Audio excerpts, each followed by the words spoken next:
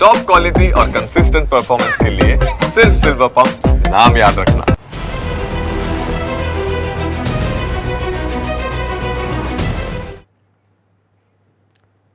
નમસ્કાર, તમે જોઈ રહ્યા છો ન્યૂઝ કેપિટલ. હું છું કુશાગ્ર. ઈરાન અને ઇઝરાયલ વચ્ચે હવે મહાયુદ્ધ શરૂ થઈ ગયું છે. બંને દેશ તરફથી થતા હુમલામાં સતત વધારો થઈ રહ્યો છે, ત્યારે ઇઝરાયલે હવે ઈરાનના પરમાણુ રિએક્ટરને નિશાન બનાવ્યું. ઇઝરાયલે ઈરાનમાં જે અરાક હેવી વોટર રિએક્ટર છે ત્યાં હુમલો કર્યો અને અગાઉ ઇઝરાયેલી સેનાએ અરાક અને ખોડુંબ શહેરના લોકોને વિસ્તાર ખાલી કરવાની પણ ચેતવણી આપી હતી. અરાકમાં હેવી વોટર રિએક્ટર છે, જે ઈરાનના પરમાણુ કાર્યક્રમનો એક મહત્વપૂર્ણ ભાગ માનવામાં આવે છે. અને આ ઉપરાંત અરાકમાં મોટા પાયે શસ્ત્રોનું ઉત્પાદન થાય છે. જો કે ઇઝરાયલના હુમલાના જવાબમાં ઈરાને ઇઝરાયલના 4 શહેરો તેલ અવીવ, બિરશેબા, રમતગણ અને હોલોન પર 30 મિસાઇલો છોડી છે. ઇઝરાયેલી મીડિયા રિપોર્ટ્સ અનુસાર ઇઝરાયેલી સંરક્ષણ પ્રણાલી 7 મિસાઇલો રોકવામાં નિષ્ફળ ગઈ અને આમાં 176 લોકો ઘાયલ થયા છે. 6 લોકોની હાલત ગંભીર છે. ઇઝરાયેલી પીએમ બેન્જામિન નેતન્યાહુએ કહ્યું કે ઈરાન જાણી જોઈને ઇઝરાયેલી નાગરિકો અને હોસ્પિટલોને નિશાન બનાવી રહ્યું છે. ઇઝરાયલ આ હુમલાઓનો બદલો લેશે. 7 દિવસથી ચાલી રહેલા આ મહાયુદ્ધની અંદર ઈરાનના 639 લોકોના મોત થયા છે, જ્યારે ઇઝરાયલના 24 લોકોના મોત થયા. ઈરાન ઇઝરાયલ યુદ્ધ વચ્ચે હવે ભારતે ઓપરેશન સિંધુ શરૂ કર્યું છે, જેમાં 110 ભારતીય વિદ્યાર્થીને સુરક્ષિત પરત લાવવામાં આવ્યા છે. આર્મેનિયાના રસ્તે ઈરાનથી ભારત વિદ્યાર્થીઓને પહેલો જથ્થો પરત ફર્યો છે. તો આ તરફ 7 દિવસ થઈ ચૂક્યા છે અને 7મા દિવસે પણ અત્યારે યુદ્ધ ચાલી રહ્યું છે. અને આ જ મુદ્દે આપણે ચર્ચા કરવાના છે. આપણી સાથે કેપ્ટન જયદેવ જોશી, રક્ષા વિશેષજ્ઞ, અને સાથે આશીષ કુમાર, જે પણ રક્ષા વિશેષજ્ઞ છે, આપણી સાથે જોડાઈ ચૂક્યા છે. આપનું સ્વાગત છે સર ન્યૂઝ કેપિટલમાં. પરંતુ સૌપ્રથમ જયદેવ સર, આપને પૂછવા માંગીશ, જે રીતે આપણે પહેલા દિવસથી વાત કરી રહ્યા હતા, કેટલું ચાલશે યુદ્ધ, કેટલું ચાલશે, અને આજે 7મો દિવસ યુદ્ધ ચાલી રહ્યું છે અને સાથે પરમાણુ રિએક્ટર પર ઇઝરાયલ દ્વારા હુમલો કરવામાં આવ્યો. કેટલું નુકસાન આ કહી શકાય ઈરાન માટે? ઈરાન માટે ખૂબ મોટું નુકસાન કહેવાય. મારો અવાજ પહોંચે છે આપના સુધી? બિલકુલ સર. જી, ઈરાન માટે આ ખૂબ મોટું નુકસાન કહેવાય. અને એના કરતા પણ મોટી વાત એ છે કે જેમ આપે કહ્યું તેમ આપણા ઘણા દિવસથી આપણે ચર્ચા કરી રહ્યા છીએ અને કહી રહ્યા છીએ કે આ યુદ્ધ ક્યારે અટકશે, ક્યાં જશે, એની ભીષણતા શું રહેશે, એ વાત જો આપણે કરીએ તો એક પણ ક્વાર્ટર તરફથી, એક પણ જગ્યા તરફથી આ યુદ્ધના ઓસરવાના સંકેતો મળી રહ્યા નથી. એથી ઉલટું વધારે ને વધારે આ યુદ્ધ ભીષણ બનતું જાય તે પ્રકારની સ્થિતિઓ વધુ બનતી જાય છે. હમણાં જ આપ જોવો કે SCO, શાંઘાઈ કોર્પોરેશન ઓર્ગેનાઇઝેશન જે કહેવાય છે, જેનું મહદઅંશે મોટું નેતૃત્વનું કામ તો ચીન કરે છે, ભારત પણ તેનું સભ્ય છે, પણ SCO એ સંગઠને ઇઝરાયલ દ્વારા ઈરાન ઉપર કરવામાં આવતા આ હુમલાઓને વખોડી કાઢતું એક સ્ટેટમેન્ટ જાહેર કર્યું છે.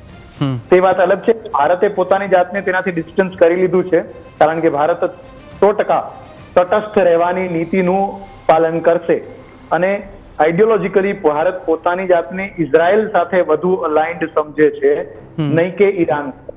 બિલકુલ. પણ તેમ આપ જોવો, દરેક તરફથી આ યુદ્ધમાં વધારે ને વધારે ઉમેરો થતો હોય તે જોવામાં આવે છે. ચીનની જે એક વાત કોટ કરતા કહીએ તો ચીનનું પણ એક એવું રહ્યું છે SCOના મારફત અને અધરવાઇઝ ઓલસો એમના વિદેશ સેક્રેટરી તરફથી કે અમેરિકા અને ટ્રમ્પના વક્તવ્યો એ આગમાં ઘી હોમવાનું કામ કરે છે. હંમેશાની સંયુક્ત રાષ્ટ્ર નિષ્ક્રિય જેવું અને ચૂપ દેખાઈ રહ્યું છે. યુરોપ, જેની ડાયરેક્ટ અસર ઈરાન અને ઈરાનની આસપાસ થવી જોઈએ, એ યુરોપીય રાષ્ટ્રો પણ મહદઅંશે ઓછા વત્તા અંશે આ બાબતમાં ચૂપ છે. G7 નું સંગઠનની બેઠક હમણાં જ કેનેડામાં થઈ, તો એ G7 ના સંમેલનમાં પણ જેટલું બને તેટલું યુદ્ધને રોકવું જોઈએ, આ પ્રકારના અણુ હથિયારો ન કરવા જોઈએ, એવી સુફિયાણી વાતો જ થઈ છે. હમ. તો આટલી બધી લાંબી બાબતો અને અલગ અલગ દેશના વિશ્વના ખૂણાઓમાંથી અલગ અલગ બધી બાબતો આપણે જે જોઈએ તો યુદ્ધને ઘટવા ન દેવા તરફની જ થવાના કારણે ઈરાનના તગડા અને મજબૂત તેવરના કારણે અને ઇઝરાયલના જુજારુપણાના કારણે, આ બધી બાબતોના કારણે ચોક્કસપણે એ કહી શકાય કે આ યુદ્ધ અટકવાનું નામ નહીં લે, ભીષણતામાં વધારો થતો રહેશે. અને કુશાગ્રજી, આવતા દિવસોમાં આપણે જોશું વધારે ને વધારે આ યુદ્ધનું જલદ થવું, નાગરિક થાણાઓ ઉપર હુમલા થવા, એટોમિક કોઈ પણ વાત હોય તેને ખતમ કરવી, આ હદ સુધી, અને શક્ય બને તો ઈરાનમાં સત્તા પલટા સુધીના મનસૂબા અને સ્વપ્ન અમેરિકાના તો છે જ, ઇઝરાયલ પણ ક્યાંક ને ક્યાંક હિન્ટ કરતું રહ્યું છે, જેમાં એ ખુમેનીને એલિમિનેટ કરવાની વાત, એટલે કે એને મૃત્યુ આવે તો પણ વાંધો નથી. તો આવી જલદતા તો પુતિન તરફ નથી. તો yes, it is going to be વધુ ને વધુ ભયંકરતા અને ભીષણતા તરફ આ યુદ્ધ અને આખી સ્થિતિ આગળ વધી રહી છે. બિલકુલ બિલકુલ. અને આશિષ સર, આપ શું કહેશો, જે રીતે પરમાણુ રિએક્ટર પર એક તો હુમલો થયો અને આની પાછળ ઇઝરાયલનું પહેલેથી જ એક સ્ટ્રેટેજી રહી છે અને ઈરાન પરમાણુ હથિયાર બનાવવા માટે જે રીતે કામ કરી રહ્યું હતું, મહેનત કરી રહ્યું હતું, તેને લઈને આજ તેમના સમગ્ર પ્રક્રિયા પર અને જે ખૂબ જ મહત્વનું આ જેમનું રિએક્ટર છે તેની પર એટેક કરવું, આ ઇઝરાયલ માટે કેટલી સફળતાપૂર્વક બાબત કહેવાય અને સાથે સાથે ઈરાને કેટલું મોટું નુકસાન થશે અને તેની પ્રતિક્રિયા અને પ્રતિસાદ હવે કેવો મળવાનો છે? સર્વે મિત્રોને જય હિન્દ. કેપ્ટન સાહેબ, કુશાગ્રજી, ધ પોઈન્ટ ઇઝ, ઘણા ટાઈમથી ઇઝરાયલ જે છે, બેઝિકલી જો ઇઝરાયલના જે સરાઉન્ડિંગ કન્ટ્રી છે એમાં સૌથી સ્ટ્રોંગેસ્ટ અથવા તો જે એને ચેલેન્જ આપી શકે એવું over a period of time જો કોઈ કન્ટ્રી ડેવલપ થયું છે તો એ છે ઈરાન. બાકી અત્યાર સુધીના જે બી ઇઝરાયલે નાના મોટા વોર્સ કર્યા છે, ચાહે ઇજિપ્ત સાથે છે કે બાકી કન્ટ્રી સાથે છે, એનો એક હંમેશા અપર હેન્ડ રહ્યો છે. તો ઈરાન જો થોડુંક પણ મોટું થાય તો એનો ખતરો ઇઝરાયલ માટે છે. અને આની માટેનું એક બીજું જે જીઓગ્રાફિકલ કારણ એ છે કે ઇઝરાયલ, તમે જો તમે મેપ જોશો કદાચ, તો Israel is a very limited space. તમે કદાચ તમારા સ્ક્રીન પર બી જો એનો મેપ બતાવો ઇઝરાયલનો, તો આઈ કેન ટેલ યુ કે ઇઝરાયલનો જે આખો સ્પેસ છે ને એક લિમિટેડ છે. એક સીધી પટ્ટીમાં આમ ઇઝરાયલ આમ તમે લાઈન બે ખેંચો તો પૂરું થઈ જશે. બિલકુલ. હવે વસ્તુ એ છે કે ઇઝરાયલ આ જ્યારે યુદ્ધ લડી રહ્યું છે તો એની પાસે પાછા હટવાનો કોઈ ઓપ્શન નથી.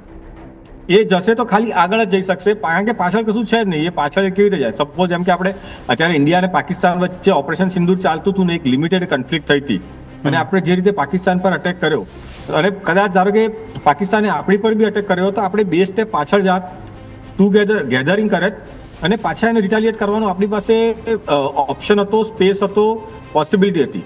ઇઝરાયલ પાસે એવી કોઈ પોસિબિલિટી નથી કે ભાઈ એ પાછળ જશે, થોડું ડીપમાં જશે અને બધું ભેગું કરીને પાછો અટેક કરશે. તો ઇઝરાયલ પાસે એક જ ઓપ્શન છે કે ભાઈ મારે આગળ વધવાનું છે, અને જો ઈરાન આગળ વધી ગયું તો પાછળ કશું નથી, ફાઇનલી ઇટ વિલ ડાઈ. મતલબ એનો એક એનો અંત તરફ જઈ રહ્યું છે. તો એ ઇઝરાયલ થવા નહીં દે, એ આપણે જાણીએ છીએ કે ખૂબ જ સ્ટ્રોંગ છે એ બધી બાબતની અંદર. તો એણે જે બી કામો કર્યા છે અને એણે પોતાના સ્વ બચાવમાં કર્યા છે, અથવા તો ભવિષ્યની જેટલી બી થ્રેટ છે એની પર એને ખતમ કરવા માટે કર્યા છે. અને આપણે જોઈ રહ્યા છીએ over a period of time various articles છે, ન્યૂઝ એજન્સી છે, ઇન્ટેલિજન્સ રિપોર્ટ છે, ટાઈમ ટુ ટાઈમ જે ઇઝરાયલના જે બી એજન્ટ્સ બોલો કે જેલ છે, એ બધા જેવી રીતે કોઈ પણ વ્યક્તિ જે સ્પેસિફિકલી ઈરાનમાં ન્યુક્લિયર રિસર્ચ સાથે અથવા તો ન્યુક્લિયર વેપન ડેવલપમેન્ટ સાથે જે બી સંકળાયેલું છે તે બધાને વન બાય વન એ લોકો એને એલિમિનેટ કરી જ રહ્યા હતા. તો બહુ એનો એ હિસ્સો ક્લિયર છે કે ભાઈ we will not let Iran become a nuclear nation. Point number 1. Point number 2, અમેરિકાને બી ખબર છે કે જો ઘણી વખત ઈરાન ચાહે ડાયરેક્ટ ચાહે ઇનડાયરેક્ટ તરીકેથી એ કહી ચૂક્યું છે કે જો અમારી પાસે આ બધું આવશે તો અમે અમેરિકા પર હુમલો કરતા પણ વિચારીશું નહીં. અને હમણાં પણ ઇવન દો 7 દિવસથી જે રીતે વોર ચાલી રહી છે અને જે રીતે daily various missiles are falling on the Iran from Israel and, તો બી એ લોકો કહે છે કે જો આમાં અમેરિકા પૂછશે ને તો અમે અમેરિકાને પણ જવાબ આપવા માટે તૈયાર છીએ. એક રીતનું એનું સ્ટેટમેન્ટ આવેલું એમના હેડનું. તો અમેરિકા બી નથી ઈચ્છતું કે ભાઈ આ કોઈ પણ રીતે ઈરાન ઉપર આવે અને ઈરાન કોઈ પણ રીતે ન્યુક્લિયર પાવર્ડ નેશન બને. એની પાછળની ત્રીજી એક વસ્તુ છે, એ મને એવું લાગે છે કે don't want to let the supremacy of the Israel get challenge by any country. કારણ કે ઈરાન અને અમેરિકા અને ઇઝરાયલ એ બંને એક સાથે ચાલી રહ્યા છે. અમેરિકા દરેક વખતે ઇઝરાયલની સાથે ઊભું રહ્યું છે. જો ઈરાન ઊભું થયું તો it will be an indirect challenge for the USA. તો કંઈક અંશે ક્યાંક બેક એન્ડમાં America is fully supporting the Israel to target the Iran, અને સમહાઉ ઈરાનને દબાઈને મૂકી રાખવાની જરૂર છે. બરાબર, બિલકુલ. અને જયદેવ સર, જે રીતે યુએસએ કહી દીધું છે, ઈરાનને ચેતવણી આપી દીધી છે, અને જે કરારની વાત હતી, પરમાણુ કરાર, તો આ સરેસર આમ દાદાગીરી ના કહેવાય જે રીતે અમેરિકા કરી રહ્યું છે કે તમે પરમાણુ નહીં બનાવી શકો અને પરમાણુ કરાર તમારે કરવા જ પડશે. આ પણ એક મેટર સમજવા જેવી છે, કારણ કે મેઇન વસ્તુ જે થઈ રહી છે અત્યારે કે પરમાણુ મિડલ ઇસ્ટની અંદર જો ઈરાન પાસે આવે છે તો તે પણ એક સક્ષમ દેશ બની જાય, અને તેને જ કારણે તેને અટકાવવા માટે ઇઝરાયલ અને અમેરિકા પાછળ પડ્યું. ખૂબ સરસ પ્રશ્ન આપે પૂછ્યો છે, અને ક્યાંક આ આખા યુદ્ધનું કે આ આખી તકલીફનું જેનેસિસ એ જ છે કે ઈરાન ખૂબ આગળ વધી રહ્યું છે એક અણુ બોમ્બ બનાવવા તરફ. કુશાગ્રજી, આપે આપના ઓપનિંગ નેરેટિવમાં જે વાત કરી, જે વોટર જે એ રિએક્ટર ઉપર પણ જે હુમલો થયો એ શું કામે થયો? તો જ્યારે તમારે યુરેનિયમને વેપન ગ્રેડ યુરેનિયમ બનાવવું એ પછી એ અણુ બોમ્બ બનવા માટે મદદ કરી શકે, તો એના માટે આવી રીતે હાર્ડ વોટર અને આ પ્રકારનું એને વેપન ગ્રેડ બનાવવા માટેનું કામ કરતું રહેવું પડે. ઈરાન આ કરવામાં ખૂબ નજીક હતું. 2-3 દશકા જૂની વાત કરીએ તો એવી પણ વાતો હતી કે ક્યાંક ને ક્યાંકથી પાકિસ્તાને પણ આ ટેકનોલોજી મેળવી, જે પાકિસ્તાને અણુબોમ્બ બનાવ્યો એ, અને એ પછી that technology was exported out. એ શબ્દ આપણે એક્સપોર્ટેડ, પણ એ ટેકનોલોજી બહાર ગઈ, લીક થઈ, અને એ જે લીક થવું એ જે થયું એમાં કેટલાય ઇસ્લામિક કન્ટ્રીઝના સાયન્ટિસ્ટ ઇન્વોલ્વ હતા, જેમાં yes, Iran was also one of the suspects. પણ આ બધું સ્પેક્યુલેશન છે, આ ક્યારેય પુરવાર નથી થયું. પણ યસ, મોસાદ એવી વાત કરે છે કે અમારી પાસે એવી પુખ્તા ઇન્ફોર્મેશન હતી કે એ લોકો અમુક અઠવાડિયાઓ માત્રમાં, જેમાંથી 7 દિવસ કદાચ કે 6 દિવસ તો ઓલરેડી જતા રહ્યા, અમુક અઠવાડિયાઓમાં એમની પાસે પોતાનો અણુ બોમ્બ હશે. એના કારણે આ આખી વાત શરૂ થઈ. એ જો થઈ જાય છે તો મિડલ ઇસ્ટમાં ન્યુક્લિયર પાવર કોઈ એક રાષ્ટ્ર બને છે. એ થાય તો એ ઇઝરાયલનો દુશ્મન છે. ઇઝરાયલ અમેરિકા એક છે. આખા જેરુસલમની, કુશાગ્રજી, આપણે વાત કરીએ તો જેરુસલમ એ જગ્યા જે હોલી પ્લેસ છે, એ ખૂબ જ ધાર્મિક મહત્વ ધરાવનાર જગ્યા છે જ્યુઝ માટે, ક્રિશ્ચિયન્સ માટે અને મુસ્લિમો માટે પણ. અને આ જગ્યા ઉપર જો આધિપત્ય ઇઝરાયલ જમાવે તો તેને ચોક્કસપણે આ અણુબોમ્બ કાઉન્ટર કરે. જેમ અગાઉ આશીષ સાહેબે પણ વાત કરી તેમ ઇઝરાયલનું ડોમિનન્સ એની આસપાસના કેટલાય ઇસ્લામિક રાષ્ટ્રોને ખટકતું હતું. એટલે મૂળમાં તો આ અણુબોમ્બ અને અણુબોમ્બની વાતો જ છે, પણ હવે જરા આ અતિ થઈ રહ્યું છે, તમે જેમ કહ્યું તેમ અમેરિકા અને ઇઝરાયલ તરફથી. જે CTBT આ એક પ્રકારની સંધિ હતી, કાઉન્ટર નો કોમ્પ્રિહેન્સિવ ટેસ્ટ બેન ટ્રીટી, કે અમે કોઈને ટેસ્ટ નહીં કરવા દઈએ પરમાણુ બાબતોમાં, એ તરફ જઈ રહ્યું હોય તેમ. કમ્પ્લીટ સરેન્ડર, તેવી સરેન્ડરની વાત પણ ટ્રમ્પ કરતા થઈ ગયા છે, અને જેમાં કદાચ અમેરિકા પોતે પોતાના અને ઇઝરાયલના સાથે, અથવા સંયુક્ત રાષ્ટ્રના ઓબ્ઝર્વર મોકલીને પણ, નિષ્પક્ષ લોકો મોકલીને પણ ત્યાંની તપાસ થાય, ત્યાંની તપાસમાંથી એ બધું બહાર નીકળે અને આખો અણુ પ્રોગ્રામ બંધ થાય, તેવો મનસૂબો એમનો ચોક્કસ છે. આવો જ કંઈક પ્રયત્ન ઈરાકમાં પણ થયો હતો, પણ એ વેપન્સ ઓફ માસ ડિસ્ટ્રક્શન માટે હતો. કેટલો સક્સેસ રહ્યો, કેટલો સક્સેસ ન રહ્યો એ પછીની વાત છે.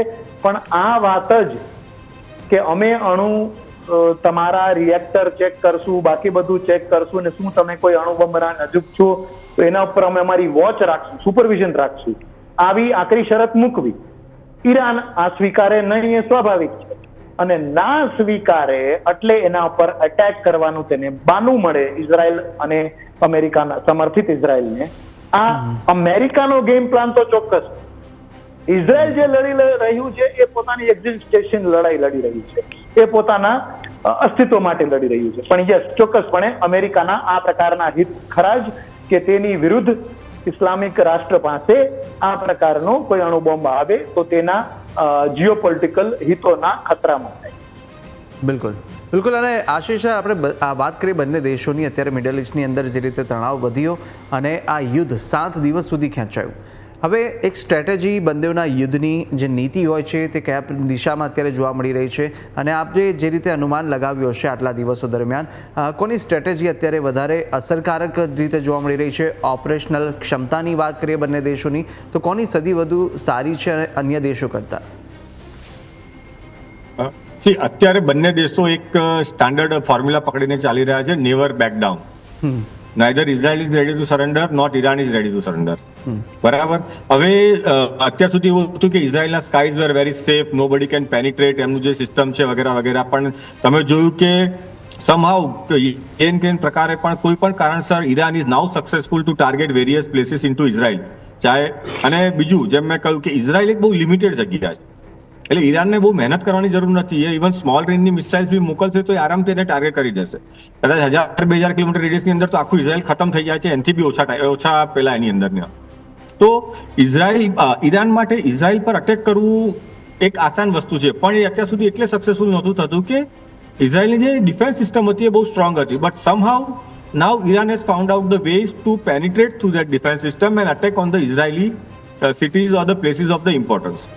બીજી વસ્તુ, ઇઝરાયલ એક નાની કન્ટ્રી છે, એટલે એવું નથી કે હું મિલિટરી બેઝ પર અટેક કરું કે કોઈ ઇમ્પોર્ટન્ટ ઇન્સ્ટોલેશન પર અટેક કરું. એ જે બી મારે છે સિવિલિયન પ્લેસીસ પર પડવાના ચાન્સીસ વધારે છે comparing to hitting the military establishments. તો because of that space issue, જે નાનકડી જગ્યા છે ને તમે ગમે ત્યાંથી મારો તો એટલી જગ્યામાં જ પડવાનું છે, અને ઇઝરાયલની બધી વસ્તુઓ, ચાહે એનું સિવિલિયન છે કે એનું મિલિટરી છે કે જે બી એનું બધું છે, બધું એટલા એરિયામાં જ આવેલું છે. તો એને નુકસાન વધારે થઈ રહ્યું છે. તો આ વસ્તુ ઈરાનને હવે સમજાઈ ગઈ છે કે મારે તો ખાલી મારવાનું છે, ભલે ગમે ત્યાં પડે, કંઈ ને કંઈ તો ઇઝરાયલમાં નુકસાન કરશે જ. અને એના માટે એક પ્લસ પોઈન્ટ છે, જે અત્યાર સુધી કશું નહોતી કરી શકતું, એને બદલે ઘણું બધું નુકસાન આપણે એમ કહેવાય કે કમ્પેરિટિંગ ટુ પ્રીવિયસ કન્ફ્લિક્ટ એમ એણે ઘણું બધું નુકસાન ઇઝરાયલે કર્યું છે. તો ઈરાનનો એક રીતે કોન્ફિડન્સ આમાં હવે અત્યારે ઉપર આવ્યો છે. સામે ઇઝરાયલ પણ એને એટલા જવાબ આપી રહ્યું છે અને ટાર્ગેટ કરી રહ્યું છે, પણ ઇઝરાયલ આના માટે કેપેબલ છે, બધાને ખબર હતી કે Israel is capable. So it is not nothing new which Israel is doing. Israel જે બી કરી રહ્યું છે એક્સપેક્ટેડ છે કે ઇઝરાયલ આટલું નુકસાન સામેવાળી કન્ટ્રીને કરી શકશે, પણ ઈરાન ઇઝરાયલને આટલું નુકસાન કરી શકશે એ એક સરપ્રાઇઝ એલિમેન્ટ છે ઓર એક ડિફરન્ટ ન્યૂઝ છે લોકો માટે. ઇવન કદાચ ઇઝરાયલ માટે પણ એ અલગ વસ્તુ છે કે ભાઈ ઈરાને આટલી મિસાઇલ્સો એને ત્યાં મારવામાં સક્સેસફુલ ગયું. સો નાઉ એવું કહેવાય છે ને કે તમે જે વોર છે ને એ હથિયારથી તો લડો છો, પણ એનાથી વધારે જરૂરી છે તમારો કોન્ફિડન્સ જીતવા માટેનો અથવા તો ત્યાં ટકી રહેવા માટેનો. અને ક્યાંય એવું લાગે છે કે ધીરે ધીરે ઈરાન આ કોન્ફિડન્સમાં વધારો થઈ રહ્યો છે, અને એટલે જ કહી રહ્યું છે કે ઇઝરાયલ છોડો, હું તો અમેરિકા બી આવશે ને તો હવે હું એની સાથે લડી લઈશ, આઈ એમ રેડી ટુ ફાઇટ. તો એ કહેવું અઘરું છે કે કોણ પ્લસમાં છે કોણ માઇનસમાં છે. But if V talk about technology, if V talk about capabilities, તો કદાચ ઇઝરાયલનો હાથ ઉપર છે, પણ ઈરાનનો કોન્ફિડન્સ ક્યાંય ને ક્યાંય ઇઝરાયલને એના જોઈતા રિઝલ્ટ આપવામાં એટલું સપોર્ટ નથી કરી રહ્યો. અને ઇઝરાયલ જે એક્સપેક્ટ કરતું હતું કે સપોઝ હું 7 દિવસની અંદર એણે જે બી ટાર્ગેટ સેટ કર્યું હોય એ અચીવ કરવામાં નથી સક્સેસફુલ રહ્યું. બિલકુલ. અને જયદેવ સર, ઇકોનોમિકલી પણ વાત કરવી એટલી જરૂરી છે, કારણ કે જો બંને દેશ સક્ષમ કેટલા દિવસ સુધી રહી શકે, યુદ્ધ લંબાય તો યુદ્ધ લંબાવવા માટે પણ અનેક એવી જરૂરિયાતો હોય છે, ઇકોનોમિકલી પણ અને સાથે સાથે સશસ્ત્ર દળોની પણ, કારણ કે તમામ બાબતો અત્યારે સપોર્ટની તો સાથે સાથે પોતાના એક સ્ટેન્ડની પણ હોય છે. કેટલું લાંબુ ખેંચી શકશે ઈરાન, જો વાત કરીએ ઇઝરાયલની ક્ષમતા સામે, કે પછી ઇઝરાયલની વાત કરીશું ઈરાન સામે?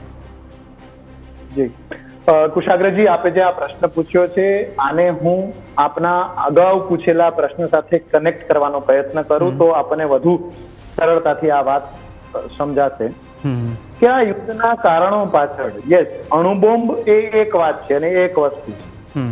એ જ રીતે કોઈને યુદ્ધમાં ધકેલ્યા પછી તેની નબળી સ્થિતિનો ફાયદો ઉઠાવવો એ બીજી એક મર્મ સ્થાન છે જેના ઉપર હિટ કરતી હોય છે મહાસત્તાઓ. આંકડાથી સીધી વાત કરીએ કુશાગ્રજી, તો ઈરાનને હંમેશા માટે ચીનનો સપોર્ટ મળતો આવ્યો છે. બેલ્ટ રોડ ઇનિશિયેટિવ, જે વન બેલ્ટ વન રોડ વાળી જે વાત કરે છે ચીન, એ ઈરાન સુધી પોતાનું નેટવર્ક ફેલાવવા તૈયાર છે અને કાર્યરત છે ચાઇના. ઈરાનથી ડાયરેક્ટલી નેચરલ ગેસની અને ક્રૂડ ઓઇલની પાઇપલાઇન દરિયાની નીચેથી અને અમુક જગ્યાએ જમીન ઉપરથી ભારત સુધી આવવાની. થોડું કામ થયું છે, થોડું કામ બાકી છે. એમાં ટાલમટોલ ઈરાન એટલે કરે છે કે હવે ચીનનું સમર્થન છે. આ લડાઈ, અથડામણ અને એના અમુક વર્ષો, અમુક મહિનાઓ પહેલા જે સેન્કશન ઈરાન ઉપર લાગેલા છે, પ્રતિબંધો લાદેલા છે, એ કોણ લાદે છે? એ અમેરિકા અને સાથી રાષ્ટ્રો લાદે છે. આ પ્રતિબંધો એ ક્લિયર કહે છે કે ઈરાન પાસેથી નેટો રાષ્ટ્રો કે બીજા રાષ્ટ્રોએ કોઈએ ક્રૂડ ઓઇલ ખરીદવું નહીં. આ સ્થિતિનો, આ નબળી સ્થિતિને મર્મસ્થાન તરીકે ઉપયોગ કરે છે ચીન. અત્યારે ઈરાનના ટોટલ ઓઇલ પ્રોડક્શનનો 80% ભાગ, 80% જથ્થો સામાન્ય બજાર કિંમત કરતા ઓછી કિંમતે એ 80% જથ્થો ચીન લઈ જાય છે. દરરોજના લગભગ 15 લાખ જેટલા બેરલ્સ ક્રૂડ ઓઇલના ઈરાન ચીનને સપ્લાય કરે છે ઓન એન એવરેજ. તો ક્યાંક ને ક્યાંક ઇકોનોમી, આનાથી ઇકોનોમીને એડવર્સ અસર થાય જ. યુદ્ધ કોઈના હિતમાં નથી, પણ યુદ્ધમાં પણ ગેઇન મેળવી લેવાની જે માનસિકતા હોય છે, જે અમેરિકાને આધિપત્યના કારણે હોય, ક્રૂડ ઓઇલ ઉપરના કબજાના કારણે હોય, જે ભવિષ્યમાં થશે. પણ તાજેતરમાં ઈરાન પાસેથી કન્સેશનલ, ઓછી રેટ ઉપર ચીન આનો ફાયદો ઉઠાવીને ઈરાનને આ તરફ આગળ વધારી. ઈરાનને કે લડાઈમાં જશું તો વાંધો નહીં, અમને સપોર્ટ કરશે ચીન, એટલા માટે. જસ્ટ એક લાઈન કહીને કુશાગ્રજી પૂરું કરું. સૌથી વધારે મિડલ ઈસ્ટમાં કોઈ રાષ્ટ્ર પાસે જો બેલેસ્ટિક મિસાઇલો હોય તો એ ઈરાન પાસે છે, જે લગભગ 2000 જેટલી. બરાબર. આ અથડામણ શરૂ થવાના પહેલા 2-3 દિવસમાં જ એવી વાત આવી હતી, અને એના કારણે જ આયર્ન ડોમ એટલું સક્સેસફુલ નથી થતું, કારણ કે ઇઝરાયલ અત્યાર સુધી પ્રોક્સી સંગઠનો સામે લડતું. એ હાઉધી હોય, હિઝબુલ્લા હોય, હમાસના ઓપરેટિવ્સ હોય, જે નાના મોટા હથિયારો ધરાવતા. આ બેલેસ્ટિક મિસાઇલો મોટી છે ને ક્યાંક, એટલે પણ આયર્ન ડોમ એટલું કાર્યક્ષમ નથી દેખાતું. પેલા 2 દિવસોમાં જ આ 2000 માંથી 1/3 થી થોડી ઓછી, 1/4 જેટલી, એટલે 25% જેટલી મિસાઇલો ઈરાન ઓલરેડી વાપરી ચૂક્યું છે. કદાચ કોઈ રાષ્ટ્ર આવું ના કરે, પણ કેમ કરે છે? ચીનનું પીઠબળ છે એટલે. અને આ બધામાં તમને, મને, ભારતને ક્રૂડ ઓઇલ થી નુકસાન થશે, મોંઘું થશે તો, પણ કેટલાક લોકો પોતાનો આર્થિક હિત પણ આમાં જોઈ રહ્યા છે ને એ ચીન છે, રશિયા પણ આમાં બંધ બારણે, પાછળના બારણે જોડાયેલું છે. બિલકુલ. અને આશીષ સર, અહીંયા એ પણ વાત થાય, જે રીતે અત્યારે આ હુમલો જે રીતે ઇઝરાયેલે કરવામાં આવ્યો અને ઇઝરાયલ દ્વારા જે અત્યારે ડ્રોનને સાથે જે મિસાઇલો છોડવામાં આવી છે, જેને આટલું મોટું નુકસાન જો ઈરાનને થતું હોય, ઈરાન પાસે વાત કરીશું જે રીતે રિવોલ્યુશનરી જે ગાર્ડ્સ હોય, મિસાઇલ સિસ્ટમ હોય છે, અને આવી બધી સગવડ હોવા છતાં પણ આ રીતના હુમલાઓને નાકામ શા માટે તે નથી કરી શકતું? આની પાછળ શું ત્યાં આગળ કઈ ટેકનોલોજી વાપરવામાં આવતી હોય છે ને તેને કઈ રીતે આપ જોવો? ઈરાનનું એઝ સચ જે કહેવાય defence system, it was always not strong. અને એટલે જ જ્યારે આના પહેલા બી ઘણી વખત આપણે જોયું છે કે Israel was able to hit the Iran in multiple ways. Secondly એવું કહેવાય છે કે જ્યારે યહૂદીઝ ઈરાન છોડીને નીકળ્યા અને અહીંયા ગાડી આવીને પોતાનું આખું એક ઇઝરાયલ જ્યારે બનાવ્યું, પણ ultimately there are lot of people who are now still sympathiser to the Israelis. કારણ કે એક ટાઈમમાં એવું કહેવાય કે I am not 100% sure, but એક આખા એરિયામાંથી જ આ લોકોને હાંકી કાઢવામાં આવ્યા હતા because of the ethical violence or the religious violence. તો સિમ્પેથાઇઝર્સ ત્યાં છે જે આ વસ્તુને સમહાઉ અંદરથી ઈરાનને ખરાબ કરી રહ્યું છે. Otherwise how Israel gets to know lot of things કે ભાઈ ઈરાનમાં શું થઈ રહ્યું છે. તો આનો તોડ ઇઝરાયલ કાઢી જ રહ્યું છે આટલા વર્ષોથી, અને it is hitting it at various places. અને જેમ આપણે હમણાં કેપ્ટન સાહેબે બી કહ્યું કે ઇઝરાયલે આયર્ન ડોમ બનાવ્યું, but the missiles which Iran has, which are the ballistic missiles or high speed missiles, તો એ લોકોને એની સામે આયર્ન ડોમ કદાચ એટલું સક્સેસફુલ નથી, અને બીકોઝ ઓફ દેટ ઈરાન અત્યારે ઇઝરાયલને બી મારી રહ્યું છે. તો સેમ વે ઈરાન ટેકનોલોજીકલી કદાચ એટલું સાઉન્ડ નથી કમ્પેરિંગ ટુ ઇઝરાયલ. ઇઝરાયલ એટલા માટે સાઉન્ડ છે કે એની પાસે બીજો કોઈ ઓપ્શન નથી, એની પાસે એક લિમિટેડ જગ્યા છે, અને એ જગ્યા એને પકડી રાખવાની છે અને સાચવવાની છે. તો મરતા ક્યાં ન કરતા એમ ઇઝરાયલ જે બી બને એ બધી વસ્તુઓ પોતાના એરિયાને ડિફેન્ડ કરવા માટે કરી રહ્યું છે. પણ ઈરાનને એટલો ફરક નથી પડતો, કારણ કે એની સાઇઝ એટલી વધારે છે, એ એટલું કદાચ શું કહેવાય એક્ટિવ નથી એ બધી બાબતમાં. પ્લસ જે ઈરાનનું ઇન્ટરનલ સિસ્ટમ રહ્યું છે થોડુંક કન્ફ્લિક્ટ તેમાં હંમેશા રહ્યું છે. પહેલા રાજાશાહી હતી, પછી ડેમોક્રેસીની વાત ચાલી, આ ચાલ્યું તે ચાલ્યું. અલ્ટિમેટલી પોલિટિકલી ટર્મોઇલ ઈરાનમાં કમ્પેરિંગ ટુ ઇઝરાયલ વધારે છે, એટલે એ લોકો આ બાબત પર એટલું ધ્યાન બી નથી આપી શક્યા. And maybe that is the reason કે એ સુરક્ષાની દ્રષ્ટિએ ઇઝરાયલ જેટલું સ્ટ્રોંગ નથી, અને that's why Israel able to hit it like anything. બિલકુલ.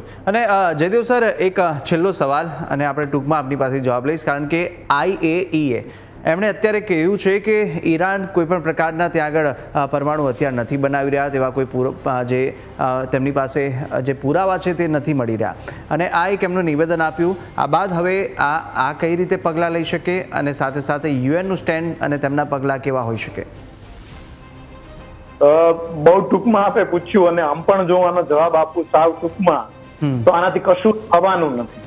આ ટૂંકમાં જવાબ એટલા માટે કે IAEA શું કહેશે કે ત્યાં અણુ બોમ્બ બનાવવાની ક્ષમતા નથી, કે અણુ બોમ્બ નથી. પણ ઇઝરાયલ અને અમેરિકા એ સંશય ઉપર જ તો અટેક કરે છે કે અમને સંશય છે કે ત્યાં થઈ રહ્યું છે. તો એમ આપણે સાદી ભાષામાં કહીએ તો ગુનો કરવો એ ગુનો છે, ગુનાનું આચરણ કરવું એ ગુનો છે, ગુનાનો વિચાર કરવો હજી ગુનો નથી. બિલકુલ. પણ વિચાર અને કાર્યરત થવાની દિશામાં ચાલવા વાળા જે પાતળી ભેદરેખા છે એના ઉપર જ ઇઝરાયલ અને અમેરિકા એટેક કરી રહ્યા છે. એટલે IAEA કહીને છૂટી જશે કે ત્યાં કશું છે નહીં, પણ યુદ્ધ બંધ કરવાનું કામ કોણ કરશે? સંયુક્ત રાષ્ટ્ર કરશે. સંયુક્ત રાષ્ટ્રને એ કરતા આવડતું નથી. આવડ્યું હોત તો અત્યારે યુક્રેન રશિયા ના થયું હોત. તો keeping it that way very short, કદાચ આ વાત પુરવાર નહીં થાય કે ત્યાં અણુ બોમ્બ છે નહીં, કયા સ્ટેજમાં છે, પણ આ અથડામણ આવું કહેવાથી અટકશે કે નહીં એ હું જરાય નથી માનતો કે અટકશે. એટલે યુએનનું સ્ટેન્ડ હજી સુધી ક્લિયર થઈ નહીં શકે. જી બિલકુલ બિલકુલ. અને આશીષ સર, આપ શું કહેશો એક બે લાઈનની અંદર યુએન વિશે? મને તો હવે જ્યારે યુએનનું નામ પડે ને તો એક રીતે હસવું આવે છે. UN has become puppet. એનું ક્યાંય કશું ચાલતું જ નથી. કોઈ પણ હોય એ હવે પહેલા એવું હતું કે ભાઈ યુએનએ કીધું ને દેશો ઉપર અસર પડતી હતી, આપણા દેશ ઉપર અસર પડતી હતી, પાકિસ્તાન પર પડતી હતી, બીજી બધી કન્ટ્રીઝ પર પણ પડતી હતી. બિલકુલ. પણ હવે બધી કન્ટ્રીઓ યુએનએ ગોળીને પી ગઈ કે તાર જે કરવું એ કર, અમે તો આ જ કરીએ છીએ.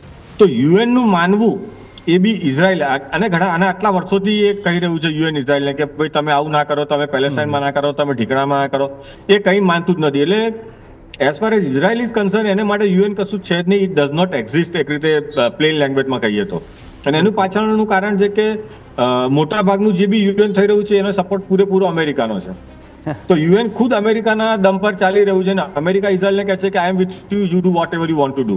તો અલ્ટિમેટલી યુએનના કહેવાથી આમાં કશું જ નહીં જાય. સેમ જ્યારે આપણે બી કન્ફ્લિક્ટ થઈ ત્યારે યુએન અમુક વાત કરવાની કે અમુક ઇન્ટરફિયર કરવાની કોશિશ કરી, તો આપણે બી બહુ ક્લિયરલી કીધું કે when it comes to the sovereignty and safety of my nation, I am not going to listen to anybody.